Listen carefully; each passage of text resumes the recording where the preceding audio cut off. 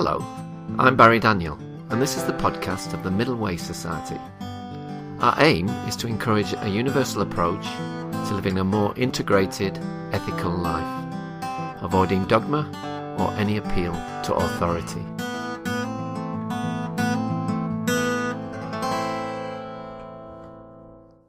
My guest today is Claire Kelly, the Operations Director of the Mindfulness in Schools project. She's going to talk to us today about introducing mindfulness to children from an early age. Hello, Claire. Welcome to the podcast. Thanks very much. Okay, so can you tell us something about yourself and your background, Claire? Yes, I've been involved in education most of my professional life, and I won't give away how old I am by telling you for how long. But I've been a teacher at secondary level mainly, and in senior management in various forms for about 12 or 15 of those years. Yeah. So about 2 years ago, realised that a lot of the stress of my life had been about work, and I'd found a way to help manage that stress through mindfulness. Mm-hmm. So that was sort of the two segued together. So my introduction to mindfulness was about 7 years ago, when I just happened to be in a conversation with someone who attended the London Buddhist Centre, yeah, and was talking about Triratna and said, you should come along, and I think you'd find it really interesting. So I did, and my eyes were sort of opened to mindfulness at that point. And since then, I've been practicing mindfulness daily, and I'm in a very lucky position now to allow my work to be, again, a marrying of those two things together, my two passions, education and mindfulness. Okay. So were you in at the start with this particular project, or could you tell us how the project started? Yeah. Round about the same time I was going to the London Buddhist Centre, two wonderful people called Richard Burnett and Chris Cullen, who are also teachers, but also mindfulness practitioners, met and started talking about how wonderful it would be if you could take some of the mindfulness principles and teach children the value of mindfulness and practice mindfulness with them. But they were very keen to find a way to introduce it that was workable on a very practical level. So in other words, take the worst case scenario they could think of, which at that particular time for them was sort of a year 10 group of students. So right at the start of the GCSE course, 14, 15-year-olds.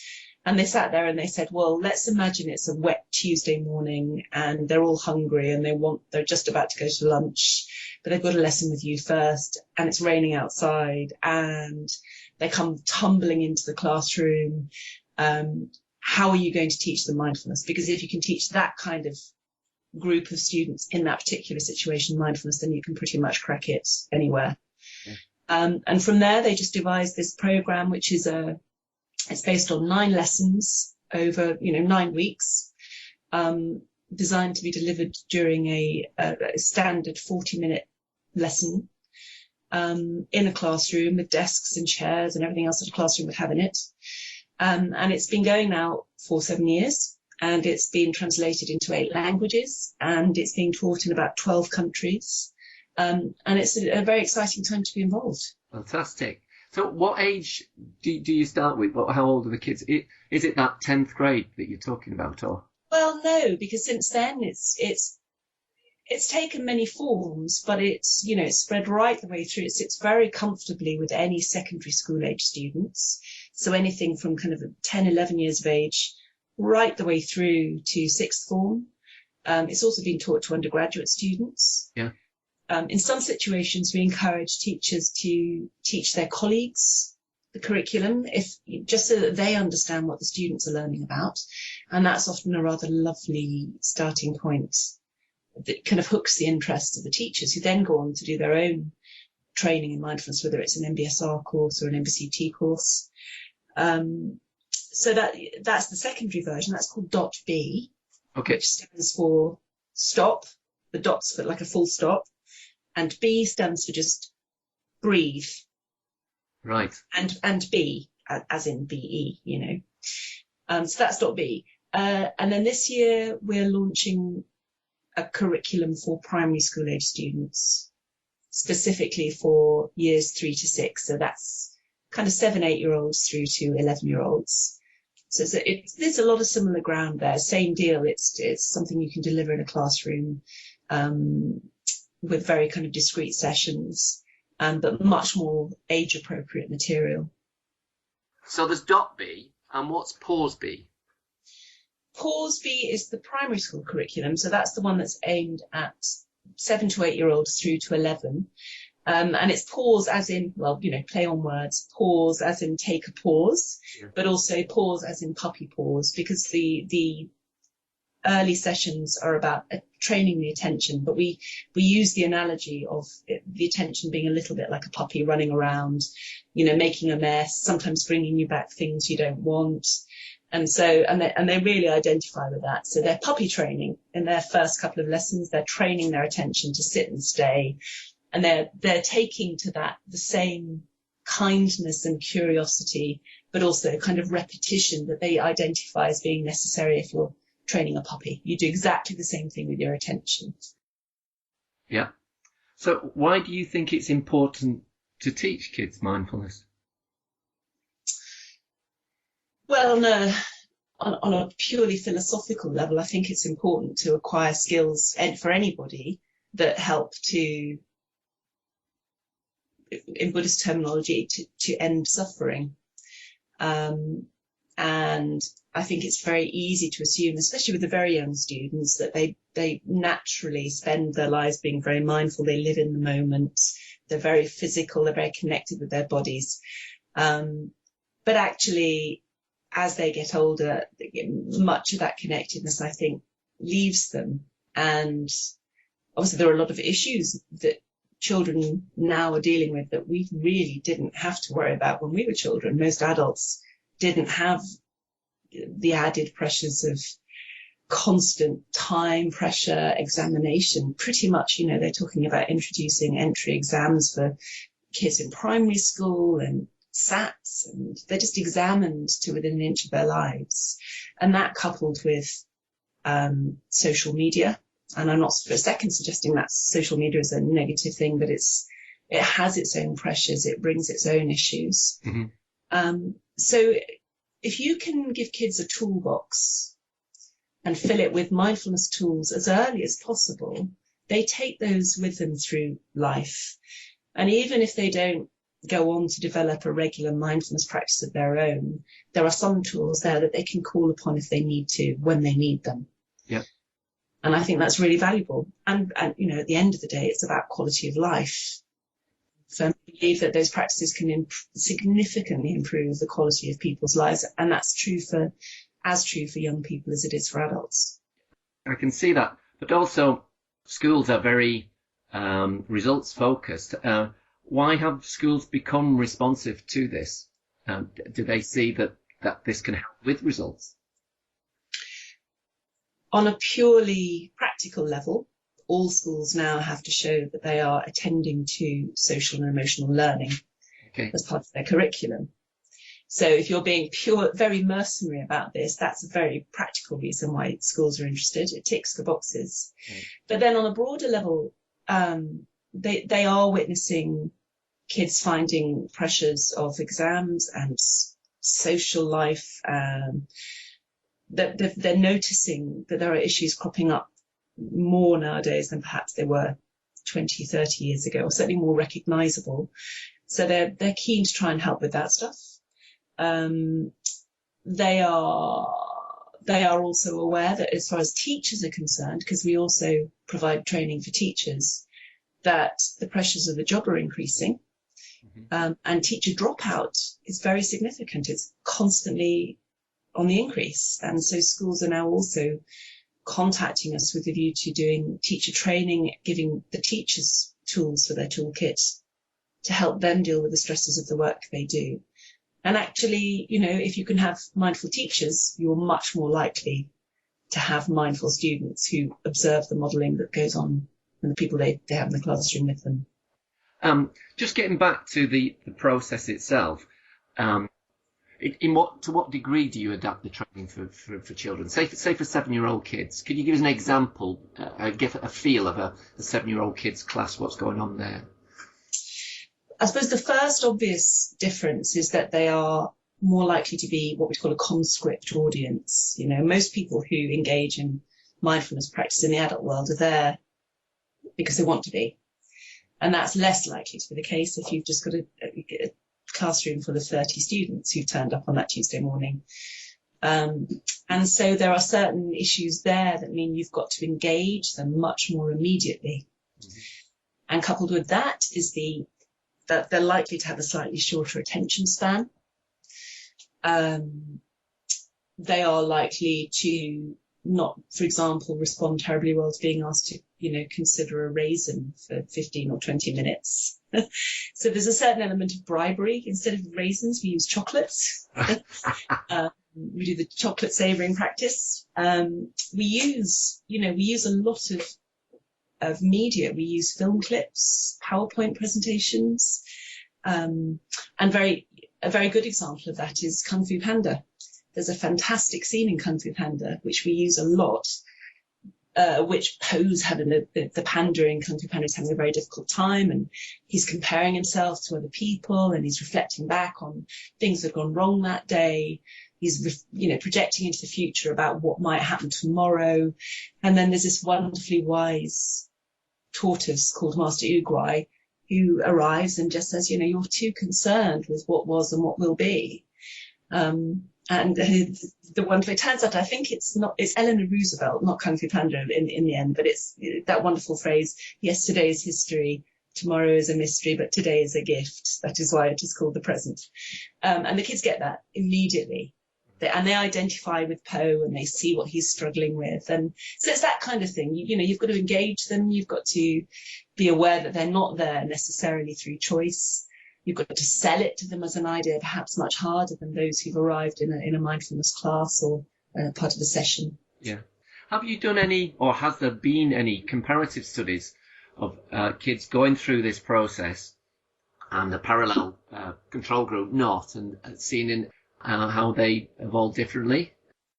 Yeah, there's a growing body of evidence. I mean, the Mindfulness in Schools project is a research-based organisation, so we encourage research wherever possible.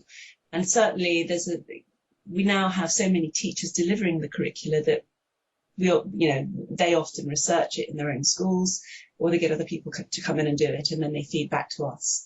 So on a piecemeal level, there's a lot of evidence that's based on student feedback. But perhaps more interestingly, there was a feasibility study done 2 years ago with Exeter and Oxford and Cambridge universities using .B as the focus. And the results there are very, very promising. They, in terms of things like anxiety levels, self-reported well-being, abilities to concentrate, attentional focus, there's sufficient evidence that that's going to be worth moving forward with a large-scale project. So we're just waiting to hear now whether the funding is going to come through for this. And if it does, we're looking at about 6,000 students being involved in a large-scale scientific research study, which is very exciting for us. Yeah.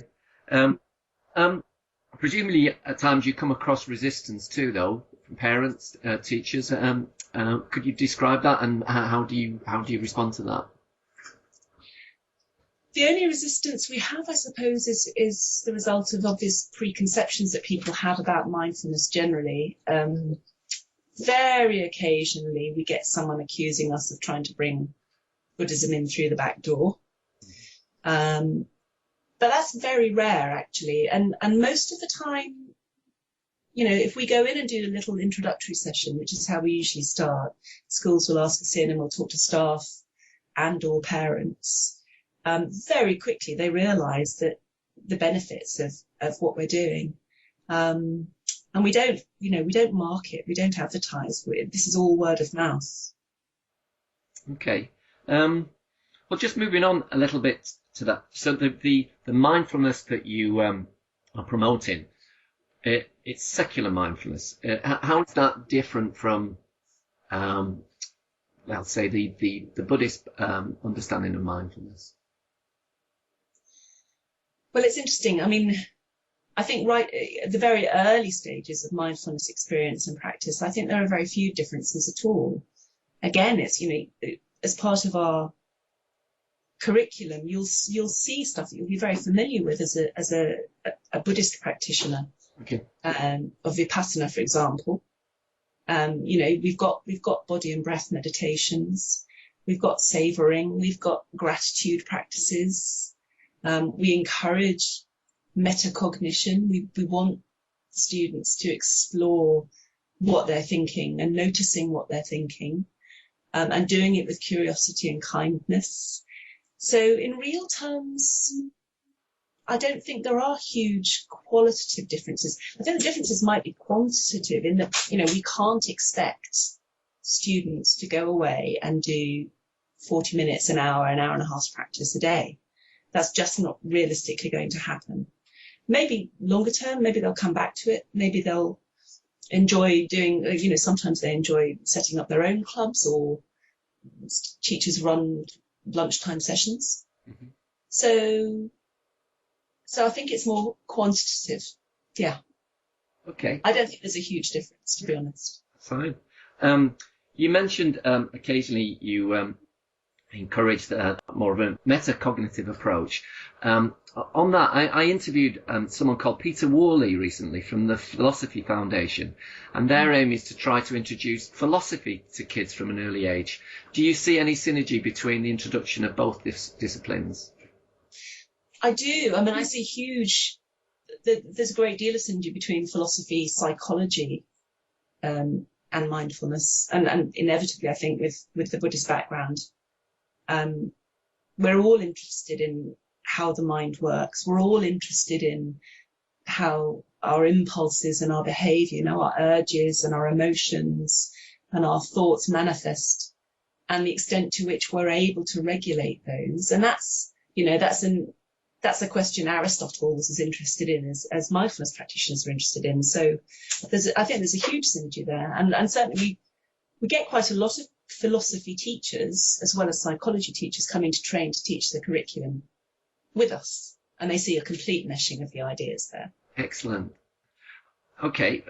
What is your understanding of the middle way, Claire? This is a huge philosophical question, isn't it? Well, I know it's had lots of different interpretations, but for me, it's about a balanced approach to life, and it's about enjoying life, seeing it as something that requires, well, like I say, a balance, but not allowing you to be passive about your life, engaging with it fully, whilst not overindulging.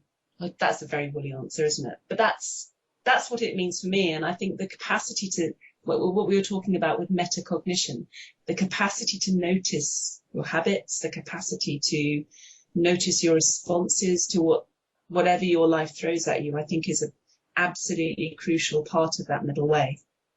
Thank you. So do you see in many ways that mindfulness is a balancing activity? Yes. No, I don't think it's the only thing it is, but it's certainly about, equilibrium, emotional equilibrium, physical equilibrium. But that can only be achieved through noticing the habits we have. I suppose that's what you're striving for, aren't you, if you're allowed to strive? It's about trying to achieve that, not through being perfect all the time, but just through noticing when it's not working. Yeah. Noticing when you're cocking it up, because that's what life is about. Yeah. Cocking it up, noticing you're cocking it up, and seeing if you can learn from that and maybe achieve greater equilibrium next time. Yeah. Oh, I really like that, Claire. It's not terribly well expressed, I don't think, but that'll do for me. Well, thank you very much, Claire. It's been a pleasure. A pleasure. Thank you very much.